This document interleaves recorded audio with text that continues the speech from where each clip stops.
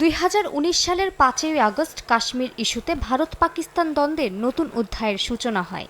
এদিন জম্মু ও কাশ্মীরকে বিশেষ স্বায়ত্তশাসনের অধিকার দেয়া সংবিধানের 370 অনুচ্ছেদ বাতিল করে মোদী সরকার।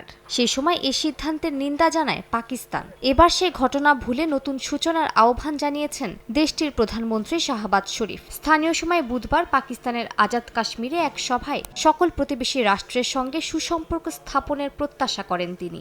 এ সময় পাক প্রধানমন্ত্রী ভারতের সঙ্গে বৈঠকের মাধ্যমে কাশ্মীর ইস্যুর সমাধানের আহ্বান জানান। আলোচনার পথ সহজ করে কাশ্মীরের পূর্বের বিশেষ মর্যাদা ফিরিয়ে দিতে নয়াদিল্লিকে আহ্বান জানান শাহবাজ।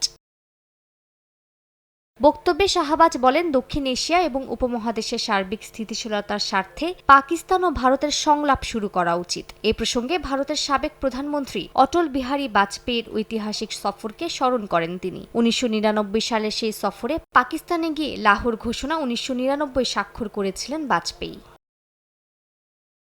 সভায় ভারতের সামরিক সক্ষমতা বৃদ্ধির বিষয়টির তীব্র সমালোচনা করেন পাকিস্তানের প্রধানমন্ত্রী।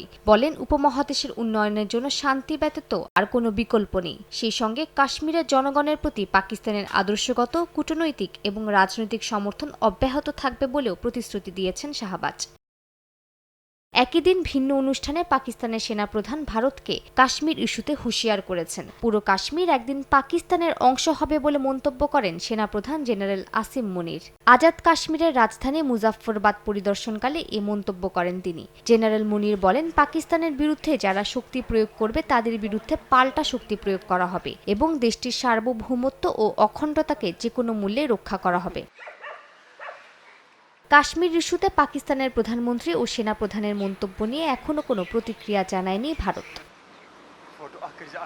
মালিহা সুহরাওয়ার্দী, সময় সংবাদ।